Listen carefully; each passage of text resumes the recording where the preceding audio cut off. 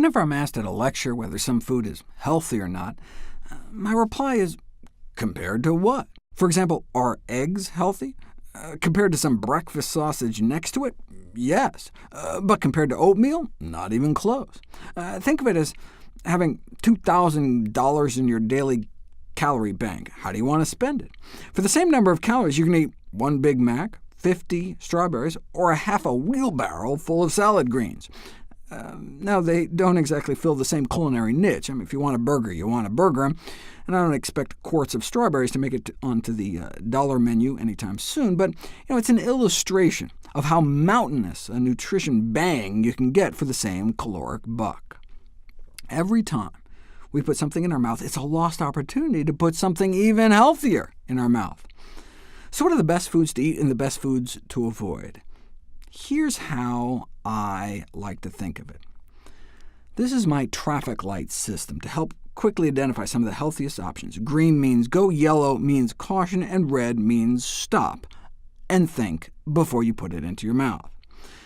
Ideally, on a day-to-day basis, green category foods should be maximized, yellow foods minimized, and red category foods avoided. As far as I can figure, the best available balance of evidence suggests the healthiest diet is one that maximizes the intake of fruits, vegetables, legumes, which are beans, split peas, chickpeas, and lentils, whole grains, nuts and seeds, mushrooms, herbs and spices, basically real food that grows out of the ground. These are our healthiest choices. In general, the more whole plant foods and the fewer processed and animal foods, the better. So more green light foods and less yellow and red. Like running red lights in the real world, you may be able to get away with it once in a while, but I wouldn't recommend making a habit out of it. My traffic light model stresses two important concepts. Plant foods tend to be healthier than animal foods, in terms of being packed with protective nutrients and fewer disease-promoting factors. And unprocessed foods tend to be healthier than processed foods. Is that always true? No. Am I saying that all plant foods are better than all animal foods? No. In fact, the worst thing on store shelves has been partially hydrogenated vegetable shortening. It's even got vegetable right in the name. Even some unprocessed plants, such as blue-green algae, can be toxic. Anyone who's ever had a bad case of poison ivy knows plants don't always like to be messed with.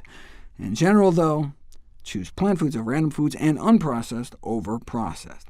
What do I mean by processed? The classic example is the milling of grains from whole wheat, for example, to white flour. Isn't it ironic that these are then called refined grains, a word that means improved or made more elegant? The elegance was not felt by the millions who died from beriberi in the 19th century, a vitamin B deficiency disease that resulted from polishing rice from brown to white. White rice is now enriched with vitamins to compensate for the refinement. A Nobel Prize was awarded for the discovery of the cause of beriberi and its cure, rice bran, the brown part of rice. Beriberi can cause damage to the heart muscle, resulting in sudden death from heart failure.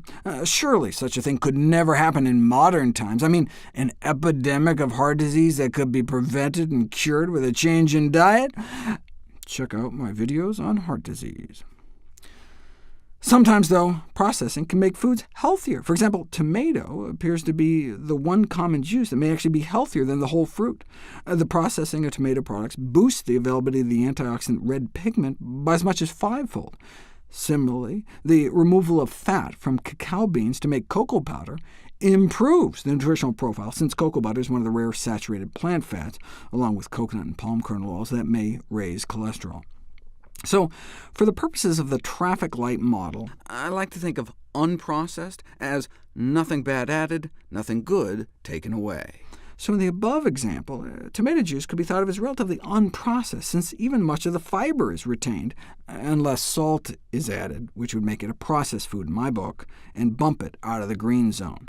Similarly, I would consider chocolate processed, since they add sugar, but cocoa powder not. The limited role I see for yellow light foods in a healthy diet is to promote the consumption of green light foods. They can be the spoonful of sugar that makes the medicine go down. So if the only way I can get a patient to eat oatmeal in the morning is to make it creamy with almond milk, then tell them to add almond milk. The same could be said for red light foods.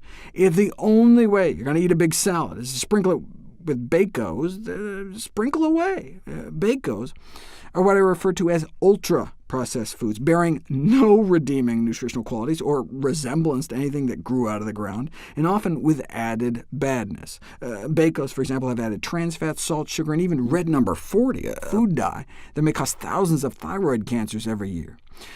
As a red light food, it should ideally be avoided. But if the alternative to your big spinach salad with Bakos is KFC, then it's better to sprinkle.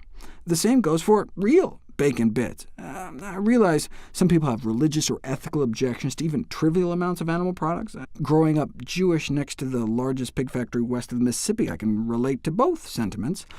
But from a human health standpoint, when it comes to animal products and processed foods, it's the overall diet that matters. For example, without hot sauce, my intake of dark green leafy vegetables would plummet.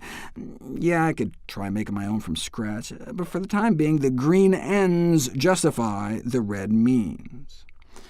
On the same note, it's really the day-to-day stuff that matters most. It really shouldn't matter what we eat on special occasions. Feel free to put edible bacon-flavored candles on your birthday cake. I'm not actually making those up. Though I guess from a food safety point of view, a raw cake batter salmonella infection could leave you in dire straits. In general, it's really your regular routine that determines your long-term health. Our body has a remarkable ability to recover from sporadic insults as long as we're not habitually poking it with a fork. That's why, from a medical standpoint, I don't like the terms vegetarian and vegan, because they're only defined by what you don't eat. When I taught at Cornell, I had vegan students who appeared to be living off of French fries and beer. Vegan, perhaps, but not terribly health-promoting. That's why I prefer the term whole food, plant-based nutrition. In general, the dividing line between health-promoting and disease-promoting foods may be less plant versus animal-sourced foods, and more whole plant foods versus most everything else.